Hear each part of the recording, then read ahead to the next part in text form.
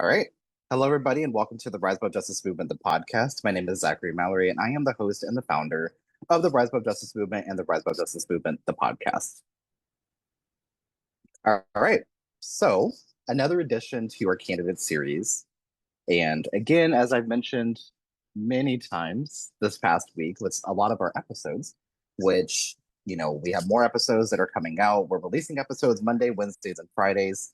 And we're talking to progressive candidates running in literally all levels of office, from city council to school board to water board to Congress to the US Senate to lieutenant governor, governor.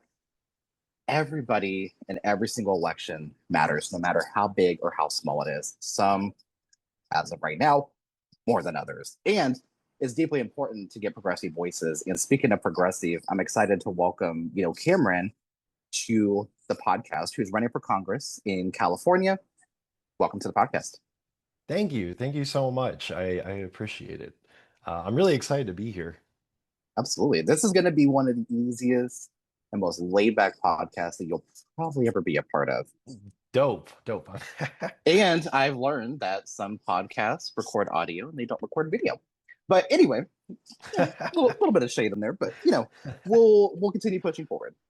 Yeah. So feel free to introduce yourself to the audience and Mhm.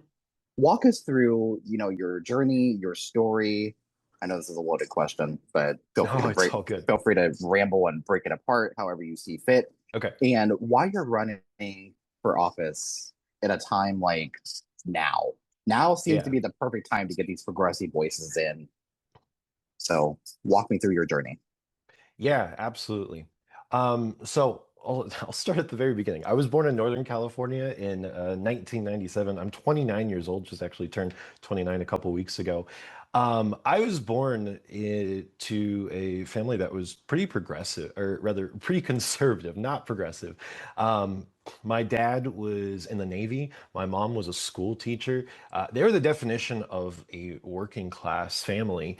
And we were pretty normal in many ways, except for I was born with a very rare heart condition called Shone's complex. I won't get into the nitty gritty, but essentially it's like there were multiple things wrong with my heart. And so when that happens, they just call it Shone's complex. Um, I had my first open heart surgery within 8 months of being born. And throughout my lifetime, I have had a total of five open heart surgeries, with the most recent one happening in 2021. And to be honest with you, that one went very awry. I was supposed to be home. It was I don't want to say like a normal heart surgery, but it was like a pretty like standard, typical. They're just putting in an artificial valve. And they told me I was supposed to go home within like 3 to 5 days, but everything that could have gone wrong went wrong. And I didn't wake up from sedation. The surgery was on Monday. I didn't wake up from sedation until the next Wednesday. So it was about 10 days that I was under sedation because I got on the line of dying multiple times from what the doctors told me, from what my parents told me, from the videos I've seen of me while I was out. Um, and after that, it kind of changed my entire perspective. And I don't mean like I became progressive at that point. After growing up and leaving Northern California, going to school at UC San Diego, I realized that like, oh hey, maybe these things I had been taught and grown up with, maybe there's another way to look at it. And so I'm very happy that I went to college and educated myself. But specifically after 2021, I realized that like, hey, life is so fragile. I need to go do what I want to do. And at the time, I was working actually as a manager for influencers, YouTube, Twitch, that kind of thing. And I had always wanted to work in the film industry. In fact, I moved to Los Angeles the day after I graduated in 2019 from college to work in the film industry. And then because of COVID, I had to move back home for a little bit. And so I'm like, okay, I'm done working at this agency. I like, it's not where my heart is. I'm going to go back to LA. And the thing is like politics, since I kind of got more interested in it after I converted from like a conservative to, where I am today. Um, it's always been something that has really been fascinating to me.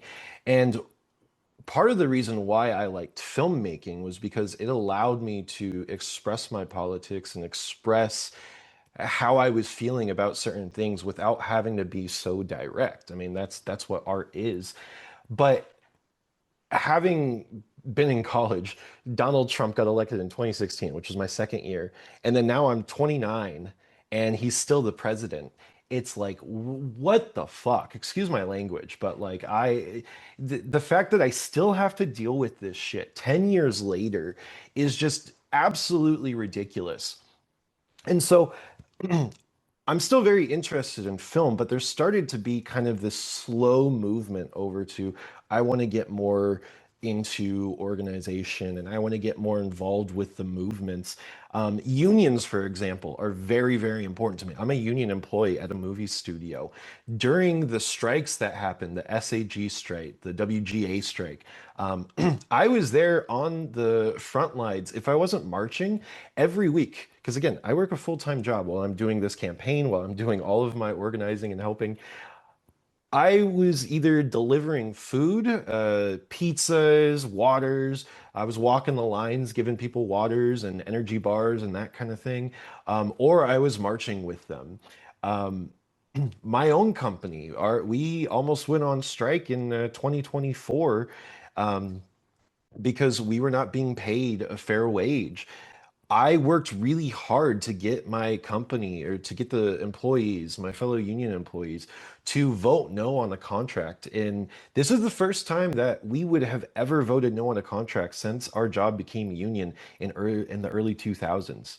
We got the votes to vote no, and they had wanted to take our base pay from $18 to $21. When we voted no on that, they told us they weren't going to go any higher. Literally 30 minutes into the next negotiations, they were like, okay, we'll bring it up to 25 an hour. 30 minutes because they were so scared because no one had ever stood up to them. I have been like I have seen how all of these different things, whether it's healthcare, whether it's unions, whether it's AI, working in the film industry. My girlfriend is Puerto Rican. She is a U.S. citizen, but she is constantly afraid that she is going to be kidnapped and taken away because they don't care if you're a US citizen or not. And just to make it clear, this shouldn't be happening to anyone. One of the things that really frustrates me with how the media portrays what's happening with ICE is they very clearly separate it between US citizens and non-citizens, right? There's this like, oh, they're undocumented, they're illegal, or they're a US citizen. We saw this specifically in Minneapolis.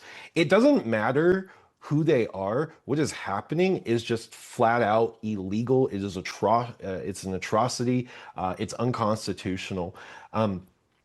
But being that said, my girlfriend is still worried about going out and having to deal with ICE, and she doesn't speak Spanish outside the house anymore because she's scared that they might kidnap her. Um, so I know there was a lot, but like, where did I eventually decide to run? It was actually after Minneapolis.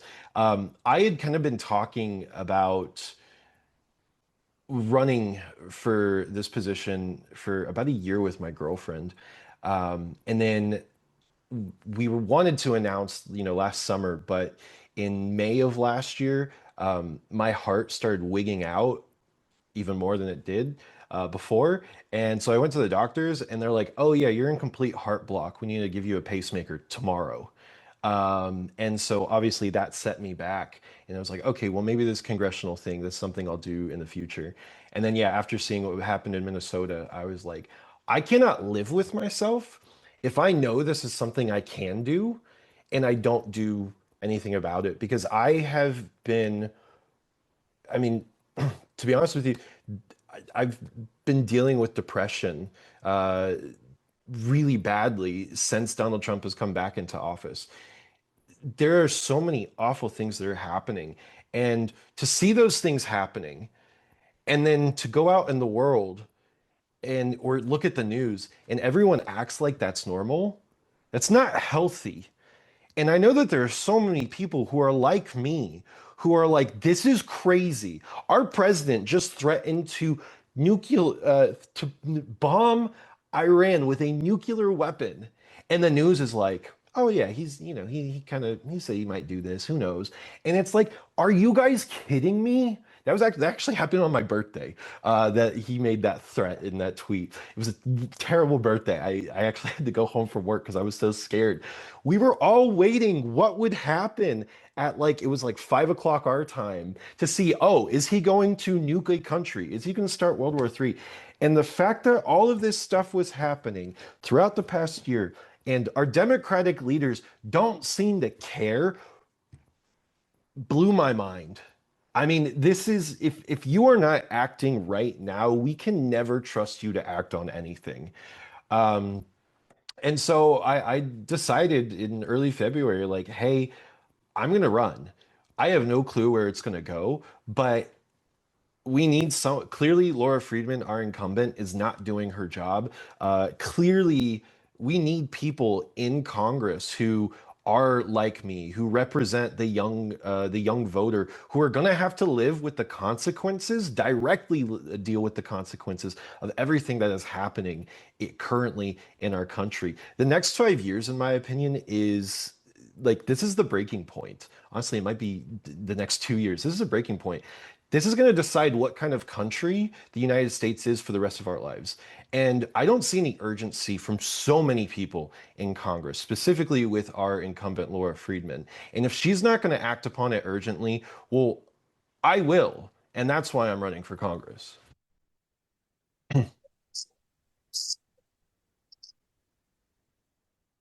It's not very often that I'm left speechless. Okay? I want to be clear on that because Yeah. I always have something to say. But you're absolutely correct. And the lack of urgency Hmm. from, see, I'm so disgruntled. I can't even put my words together. Um, thank you for sharing, that. And it actually makes entire sense about why there's so much on your platform that I Yes. resonate with. And just anybody who's anybody is going to resonate with it because it's literal common sense, Cameron. Yeah. Like you would, or well, you would think it would be common Yeah. sense, but you brought up an important part, and I know that this is a little personal to you, and because you shared about your girlfriend and etc. But Hmm. ICE and DHS. So ICE in your area, what has that looked like? Violating the right to due Yeah. process, violating Constitution. Again, we saw Minneapolis, out there in California, keep order. Um, and then there's several others, and there's just a lot. Alex Preddy, obviously Hmm. hits me really hard with somebody who has a healthcare background. Hmm. Obviously, that hits harder than a lot of others simply because he's like me. Like it's just yeah, it's personal. Hmm. And I think whenever it hits personal, I think people will begin to understand. Hopefully, maybe I don't know. If they don't care now, they're not going to care even whenever it is personal. And I've Yeah. noticed that quite a bit. But thinking about ICE and DHS in your area, what has it looked like and how are the people like, and I say people, I mean like legit people pushing back against ICE and DHS in your area? Yeah, absolutely. Well, I know that there are multiple social media accounts and the people who are running those accounts who are essentially doing ice watch, right? They're driving around our community going, hey, this place is clear, this place is clear, this place is clear. I know this morning, actually, they just posted that there were some ICE, vehicles from DHS and ICE in Pasadena, and they follow them around. Um, Los Angeles gets a lot of crap.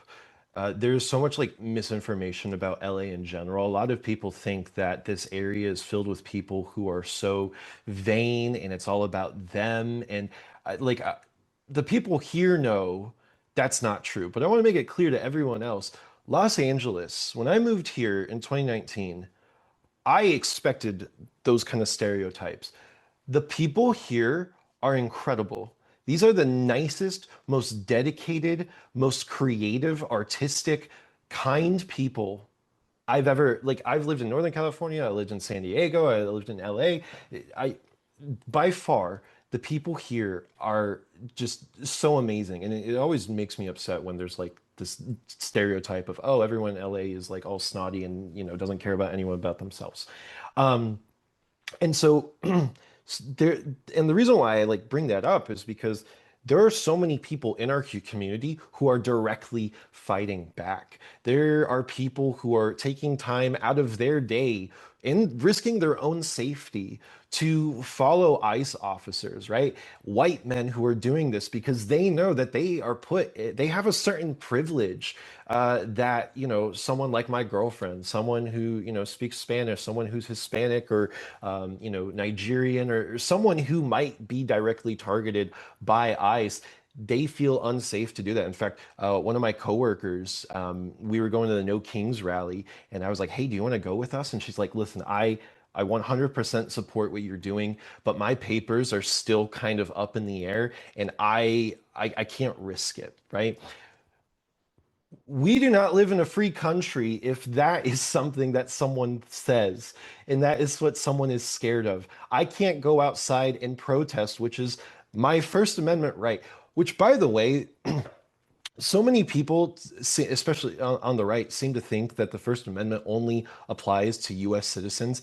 No, if you're inside of our borders, if you are in the US, the Constitution applies to you. It doesn't matter if you're visiting, it doesn't matter if you've been here for 10 years and you aren't a citizen, it doesn't matter if you're a citizen, it applies to you. And so the fact that like our Constitution is being so blatantly disregarded by the powers that be is just disgusting and terrifying, and it shouldn't be happening. And the fact that we are having to count on our community to go out and find out where ICE is and protect and inform our people about what is going on. And the fact that our government and that our representatives aren't doing the same thing. I mean, it's pathetic. It's great that these people are going out and making sure that the immigrant community is safe, but they should not have to do that. I should not have to run for Congress. I should not have to worry. The community should not have to be doing what the people who are supposed to represent us and the people who are supposed to give us, a feeling of safety. Where are police officers when ICE is hunting down or following someone, regardless, again, of their status as a citizen, as, a green card, whatever. The community has responded in such a fantastic way. I mean, no Kings, and this isn't something that's just Los Angeles. We had 8 million people around the United States protesting on No Kings. It was the largest protest in the history of the US. And something that you mentioned is that when it came to Minneapolis, the reason why I am so hopeful that we can place in this primary, because California, you just have to be top two. You don't have to beat the incumbent, which is, why we definitely are approaching this as this is 100% a possibility and not a long shot, is that for the first time, I think in the entirety of Trump's reign, whether it was his first term or this term, you had the average Joe Schmo turn on the TV, see what was happening, see Alex Preddy get shot, and go, wait, hold on. I don't know about this. They said people who don't care about politics saw the DHS as they were saying, oh, well, he pulled a gun. Oh, well, he attacked them first. And these people could see for their own eyes that was not the truth. And we have to capitalize on that because if we don't, we're not going to see any movement ever. This is the biggest chance we have to topple what the Trump administration is doing. And the fact that the current Democratic Party have not done that and have not even tried. I mean, it's where are the articles of impeachment? And I understand that it's not going to pass, but at least annoy the hell out of Republicans by forcing them to have to deal with this every month. Like the Republicans play so many dirty games, and they have. Democrats are still acting as if we're in 2008, where John McCain stopped someone in the audience from calling, Barack Obama a Muslim. That we're in a very different state, and we have to we can't keep acting and fighting the party, the Republican Party, on the Barack Obama, when they go low, we go high kind of thing. No, we have to meet them at their level and fight, fight, fight. And ICE is specifically a way that we have to do that. I mean, we have to abolish ICE. We have to prosecute ICE. And this is where I definitely differ from a lot of Democrats, and specifically, like, even in our district, the people who I'm running against, I'm definitely the furthest left on this. We have to hold these people accountable.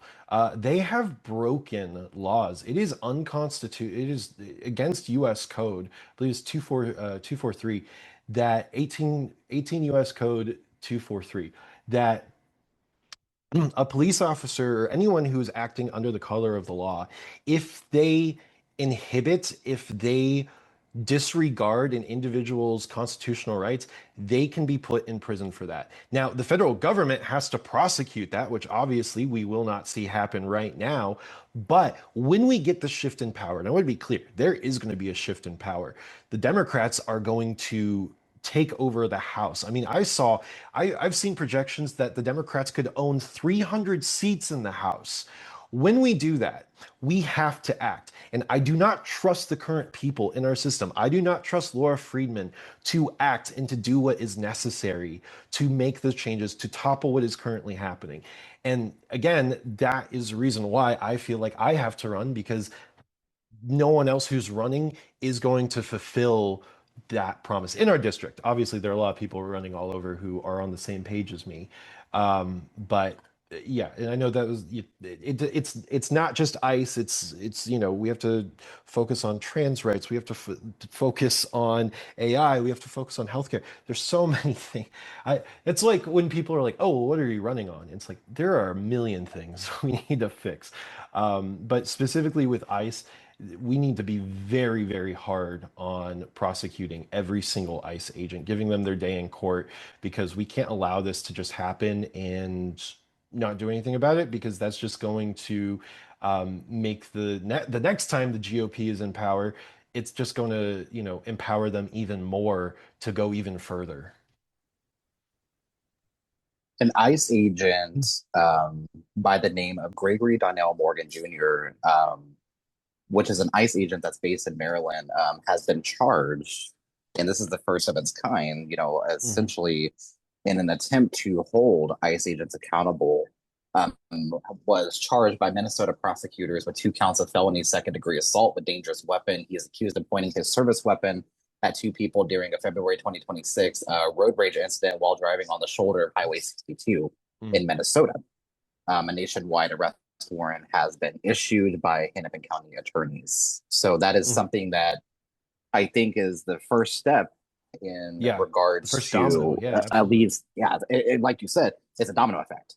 And Hmm. obviously, it needs to go a lot further. The ICE agent or the Border Patrol agent that shot and killed Alex Preddy, Hmm. we all saw that like literally clear as day. Yeah. There is no getting out of that one, literally No. whatsoever. They've Yeah, that was an hidden execution. And Club One. I know we're going to talk about news media, but it's so frustrating to see how the New York Times and how the Washington Mhm. Post and how CNN, they won't call it what it is. They'll go crazy if, a Democrat says the word motherfucker, but Mhm. they won't call an execution when it is so obviously that's what we saw in the street. Literally, and clear as day. And the donut shop that Alex was murdered in front of, I used to frequent whenever I lived in Minneapolis for a year and a half. Mm, So I know mhm, that exact spot. of where that memorial is now, Mhm. which they tried to deface. And it's actually right around the corner, not very far from where George Floyd Square is. And it's Mm. all in that area. And, Dante Wright, you also have Philando Castile and others that have been murdered by authorities. Um, Thinking about, kind of shifting gears a little bit, Mhm. thinking about regulating AI. So we Yeah. see AI running absolutely rampant. My hometown of Independence, Missouri is attempting to open a multi-billion-dollar AI data center. And a lot of the Mhm. concerns around that is, obviously the water usage, the electrical grid, the cost of electricity that it's going to trickle down to the taxpayers. I did see that, Meta, quote unquote, is going to pay for some of their own. We know damn good and well it's going to trickle down Yeah. it every single time. It always does. And thinking about, you have this on your platform and regulate AI to protect workers and creatives. Mhm. Los Angeles is a creative hub of like literally practically the entire world if you like want to look at it on like a global scale. But thinking about that, what does this mean to you and how do we go about doing it? Because we also see, Elon Musk on, with Grok AI, Yeah. you could put in there and say, oh, undress women or, show me this or show me that. And it also creates CSAM, also known as child sexual Yeah. abuse material. Thinking about that, how do we begin to regulate AI? Yeah. AI, this is something when we were like figuring out what our main things we were going to run on. AI was something that I was like, this has to be like one of our main three because one, it impacts Los Angeles in a way that it doesn't impact a lot of other areas in the US. Now, don't get me wrong, AI is going to change everyone's life in some ways for better and lots of ways for worse. But Los Angeles is so directly, and we'll see the biggest hit or one of the biggest hits in the country first because so many of our people, so many of, my potential future constituents will lose their jobs, lose wages because of AI. Now, your question, how do we fix this? Well, we're working on, and we haven't released it entirely, but we're currently working on is the first federal act directly dealing with regulating AI. It's called the Human First Act. And in this act, we are, for the first time ever, giving a legal federal definition of AI, specifically different types of AI, because you have AI is such a buzzword. You see it on like all the billboards now. Like when a company, there was that shoe company, I think it was called Allbirds, where their shoes weren't doing great, and so they're like, oh hey, we're an AI company now, and their stock rose by like 300%. It's such a AI just is on everything. I was in the airport a couple months ago, and it was like every business that had like a billboard or something in there was like, oh, we're AI for your heart. We're AI for your email. Like this is none of this means anything. And so we need to come up with a like actual federal legal definition of what AI is and the different parts of AI. We need to know we need to define generative AI. We need to define AI assisted tools. We need to define AI first tools. And once we get those definitions put in place, then we can actively start regulating and making rules around it. We need to deep fakes. That's another thing we need to define, right? There needs to be, because we talk about deep fakes and it's kind of a casual term. What we're seeing with what you mentioned, like with Grok, how a person can unknowingly all of a sudden have explicit photos of themselves being spread around the internet, photos that were never taken, photos that were completely generated by AI. And we know that government doesn't keep up with technology. And in a lot of cases, while it's bad, it's not, we don't see technology growing nearly as fast as we do right now with AI. I mean, to look back at like the generated videos from 2023 and then see where we're at now 3 years later, technology, just like if we look historically, that progression is unprecedented. And so the fact that there hasn't been any sort of act by the federal government, in fact, the last time that there was anything passed by the House that had to do with AI was in 2022. And that was to give small businesses funding so that they could learn about AI and be able to keep up with big businesses. That was the only time we have passed anything federally about AI. If we do not regulate AI, we are going to see economic catastrophe. I mean, the AI is kind of like this like pinnacle, this peak of all of these other issues that have been happening for such a long time, and AI brings all of those issues out to the front, right? Um, Healthcare is another thing that we're talking about in our campaign. It's a really big part. 44% of the people who live in this district, their healthcare is employee provided. Okay. If AI does what all these companies want it to do, because make no mistake, the companies want to implement AI so they can get rid of all the people. They don't want to pay you money. They want whatever is cheapest because that is capitalism. People go, "Oh, capitalism, it's not working anymore." No, no, no, it's working the best it's ever had. It is working so purely that they can eliminate the human worker, which annoys them, which is why they're so anti-union and why they don't want unions. They can eliminate that person. They can eliminate having sick days. They can eliminate vacation time. They can just be constantly having their company making more money because they don't have to rely on humans.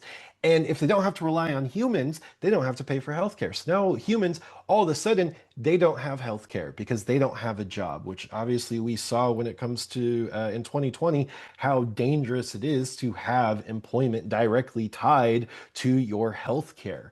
Um, if people don't have jobs, they don't have money and they can't afford rent. And like all of this just cascades, right? We talked about a domino effect when it comes to, prosecuting ICE. There's going to be a domino effect when it comes to AI. What we are seeing right now is what's called a K-shaped economy, right? You kind of think of it as the middle class is this middle line. And for a while, you have this line that's kind of been going straight. And the K economy, it splits.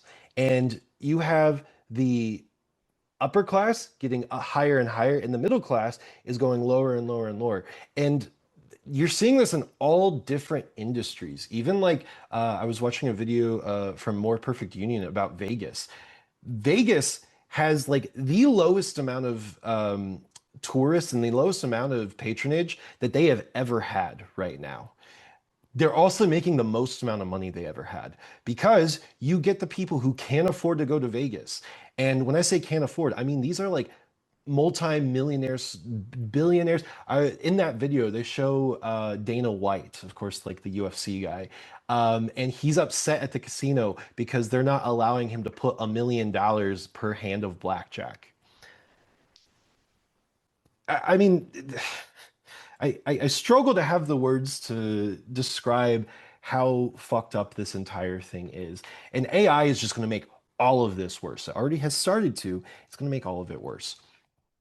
Los Angeles specifically. This is a town that was built on the back of creatives. This is, I mean, you can go back and watch, movies like Singing in the Rain, Babylon. These are movies about the beginning of the industry, and you see how people come from all across the world because they want to pursue their dream. That's still something that happens today, of course. And the billions of dollars that this industry makes is only because of the people who make the art. that we put in movie theaters, that we put on TV screens. And the fact that, someone like David Zaslav, and this has to do with the Warner Brothers Paramount merger, but the fact that he is going to sell Warner Brothers to Paramount and walk away with $877 million, and all these people are going to be unemployed. And David Ellison's going to come in, and he said, "Oh, well, we're not going to focus on AI."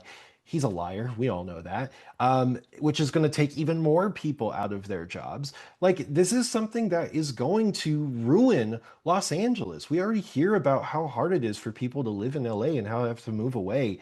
If we allow AI to take over and take over post-production jobs and take over, I mean, jobs just don't exist anymore because of AI.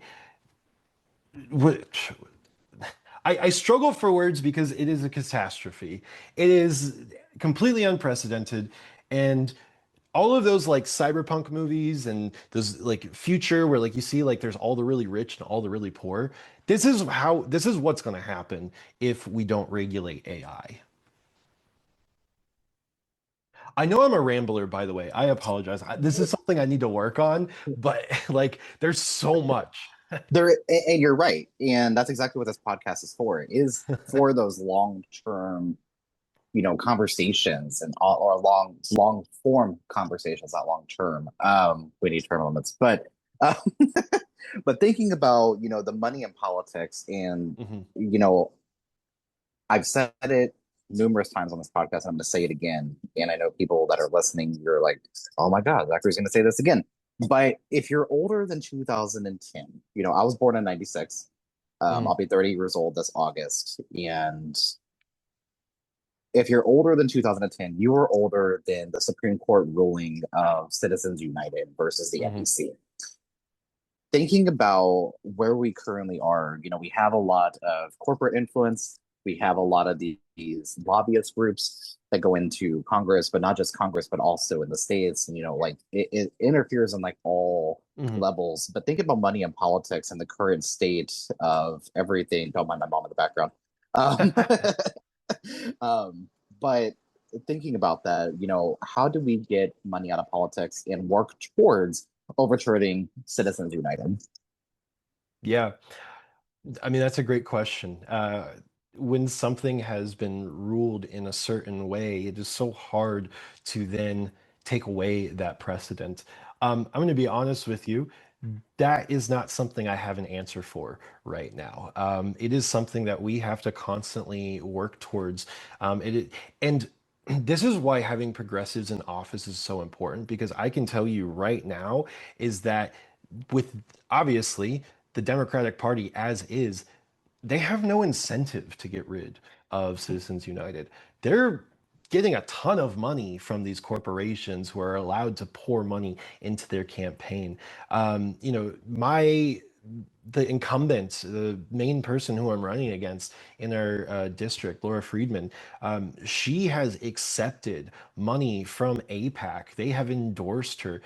She doesn't want to get rid of super PACs because that would be less money for her, less money for her campaign. And that's specifically why our campaign, we have taken, well, we haven't taken a pledge because just in general, I think that like taking a pledge about anything is just so performative. It's like, oh, I did this thing. And then you see all the time that they actually don't follow through in that thing. It's just performative, as is so much of democratic politics, unfortunately. Um, but we will not take any money from corporate PACs. We will not take any money from leadership PACs. We're not taking money from any sort of PACs because if my job would be to represent the people. And even if I'm accepting money from any sort of organization, I am no longer representing the people.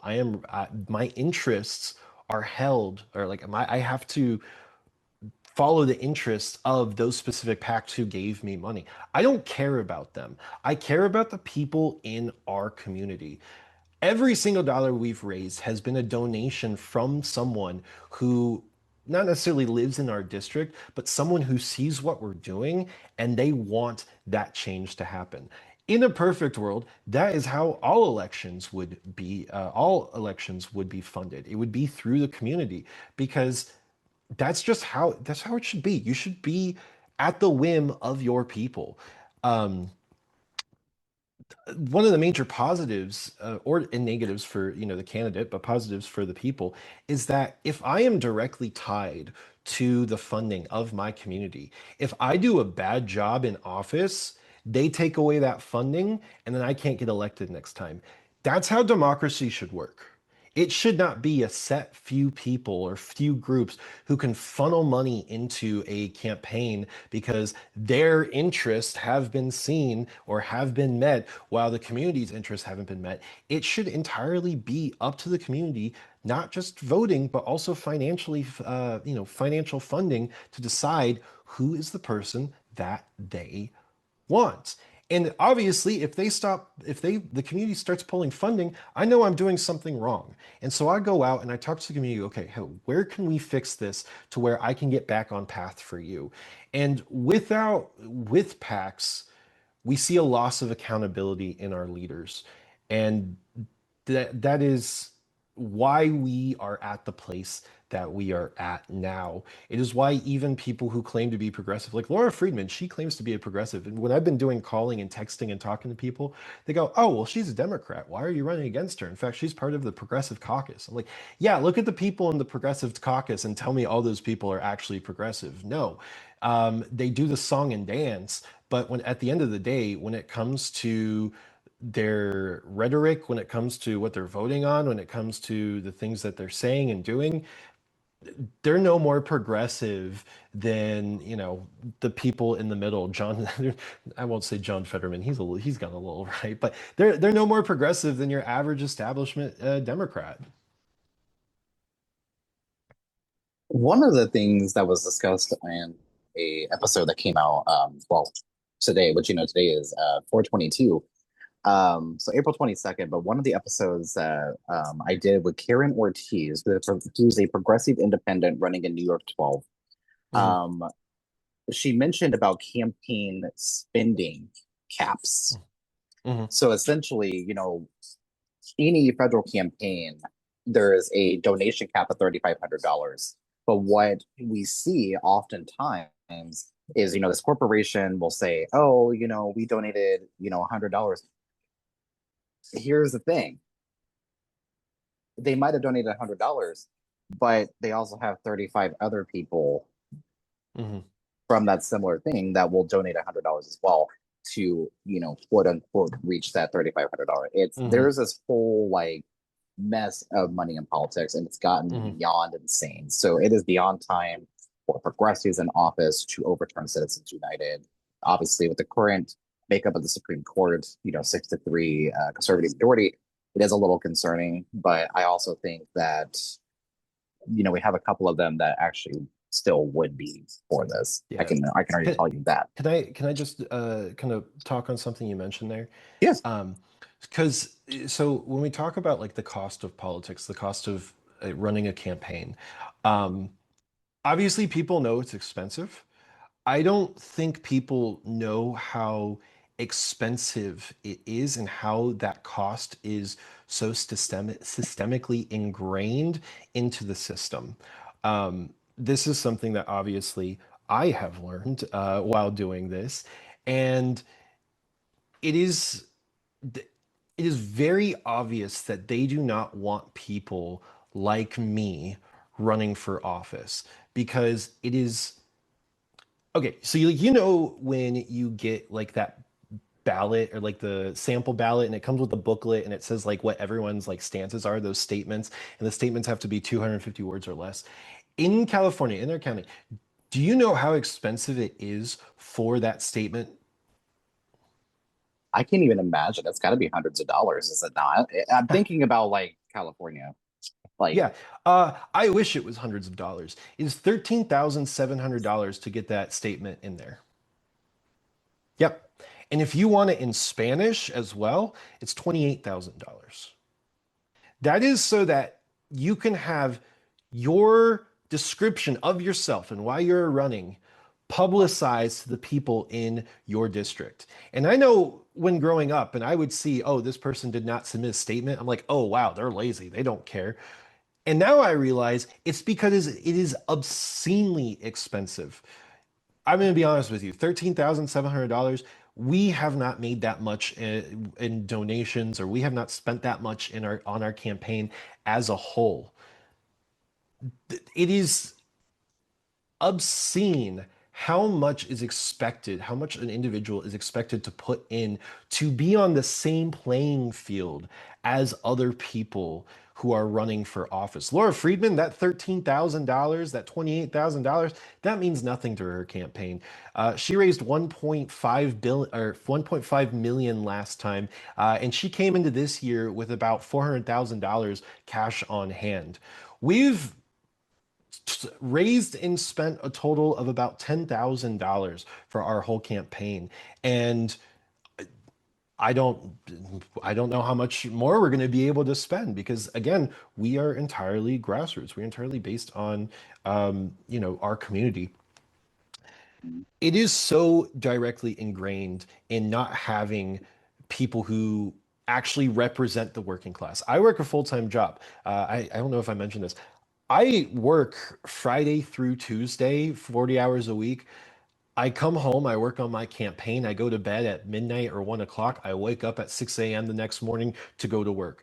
Wednesdays and Thursdays are my days off. I work nonstop on the campaign those days because know I know what it's like to live in Los Angeles making $50,000 a year.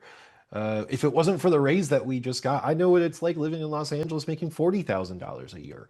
Um, they don't want those people running for government because that would be like an actual change in the system, which is why they've set up these guardrails. Something as simple as putting your description of self on the voter ballot, the voter guide that goes out. And so, yeah, we just need to see a complete change in how the finances of these elections work on just the most systemic level, not just with something like Citizens United. Ouch. Hmm. And whenever I think of Congress, I think of people like John Lewis that literally spent their entire like career literally advocating for the people and like busted his ass off, for reparations, Hmm. fighting for justice, fighting for, reproductive rights and LGBTQ rights and voting rights. Like he busted his ass off. And just thinking about that, I just want to say, you know, there comes a time, and there's no better time than the present. I have seen a lot of incumbents state that they're either retiring at the end of this term or they're not running again, you know. But just thinking about that, I just wanted to add that part in there. But attacks on public media, NPR, PBS, it's been a direct target. And I grew up watching Mr. Rogers, the helpers. Hmm. We are the helpers, right? Miss Rachel is the prime Yeah. example of using a platform to shut down the inhumane concentration camp, also known as an ICE detention center. But Hmm. I don't call them detention because that's literally not what it is. And I'm totally on the same. It pisses me off when they go, "Oh yeah, they're detention centers." No, mm, like no. literally definitionally, they're concentration camps. And Dilley Detention Center or Dilley concentration camp down in Dilley, Texas, is one of the worst. Um, I collaborate really closely with some Texas content creators just to amplify what's going on in Texas. But thinking about the attacks on public media, NPR, PBS, they're nonprofits, and nonprofits are oftentimes left in the dark anyway. But sometimes nonprofits also function as a for profit. It's really weird. And it's like this whole like nonprofit industrial complex, and it gets really iffy and it gets really tough whenever it comes to funding. But the attacks on free speech, um, Donald Trump has had it out for Sesame Street because they've mocked him numerous Hmm. times, and it's funny as hell every single time they do. But imagine being, you know, imagine being upset by a Muppet, literally. But it just shows a fragile ego. But Yeah. what are your thoughts on the attacks on the freedom of speech and the First Amendment? Yeah, well, when it comes to those specific orgs that you mentioned, this is not unprecedented. We've Mhm. seen this in every country that has fallen into fascism. This is the fascist playbook. You remove any sort of media that would push back against what your administration, what your tyrannical group is doing. Taking away public media is just one of the many steps to push America further into fascism. I mean, and to be clear, we are living in a fascist country right now. There's a lot of people who, again, kind of as with concentration camps, they kind of dance around. They go, "Oh well, no, no, no, no." What we're seeing right now is as blatant fascism. People go, "Oh, like the No Kings." I posted about it on Facebook, and a lot of my comments were, "Oh, well, you could still go out and protest, so clearly you're not living in a fascist country." It's like, okay, well, that's not exactly how that works. There are different levels to fascism. Um, First Amendment specifically, it is so funny to me that the right is always saying, "Oh, we want our First Amendment rights, First Amendment rights, First Amendment rights." And then when something comes up, like people protesting, they go, "Oh, well, arrest them because they're being illegal." And it's like, "Well, that's the First Amendment." And they're like, "No, no, no, well, they're not doing it right." The right just wants the First Amendment so they can call people slurs and not get fired when they say these awful, terrible things. Or they, the First Amendment. This is going to come off a little controversial. I think that these past few years has shown how the First Amendment is strong, but also isn't strong enough. And what I mean by, and like, I know this would be something that people will go, "Wait, what?" We are seeing government agencies come out and flat out lie about specific things. And having news media orgs like Fox, like OAN, like Newsmax push these absolutely fake news, these fake stories, these lies, which are, of course, our grandparents or our parents are seeing and taking in. And there is the fact that you can so blatantly say something that is just factually incorrect and knowingly say it that it having known that it's incorrect. And this isn't something that is only affecting, a small group of people. This is something that is essentially baked into the American experience now, that if you turn on the TV, you will see stuff that is just flat out untrue. And the government will promote stuff that is flat out untrue. I mean, real quick, going back to the AI stuff, the fact that Donald Trump and people in the government are allowed to post AI videos, AI edited content. There was recently the woman who's being arrested, the black woman, who they used AI to change her face to make it look like she was crying and pouting when she was very much not doing that. The fact that that is protected by the First Amendment, I think, is a really massive issue. And when it comes to the Constitution in general, we have to remember that the context of the Constitution is extremely different than where we're at right now. Do you think that the founding fathers thought, "Oh, yeah, in a few decades or a few centuries, they're going to be able to make videos of someone bombing a group of people with shit.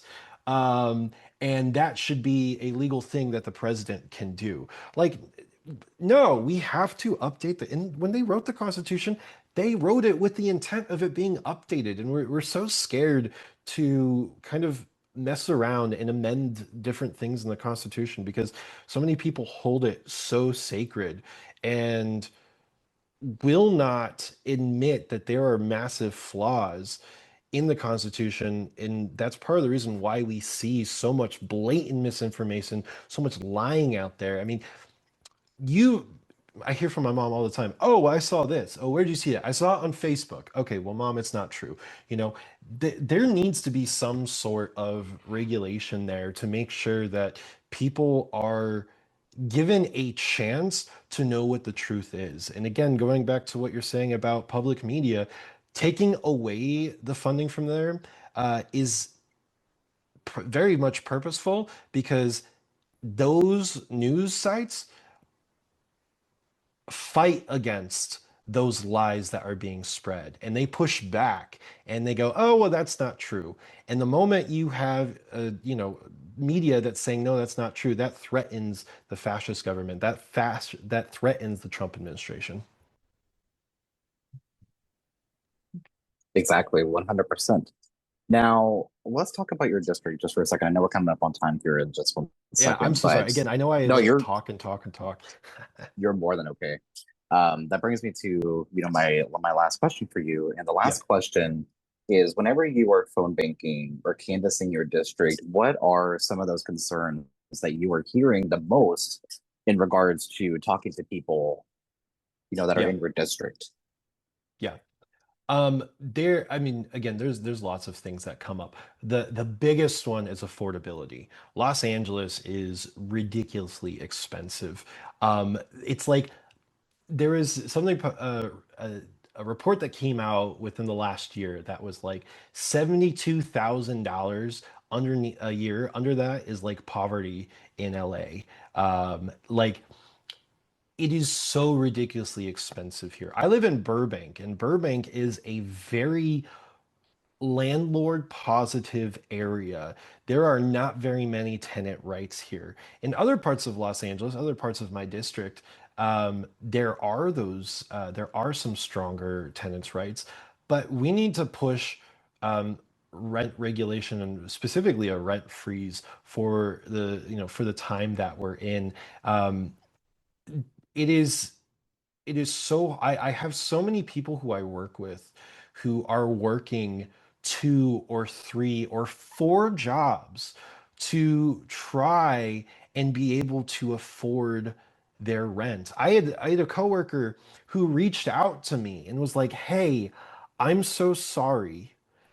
I hate asking this, but if I need 1,000, but my hours at work have been cut.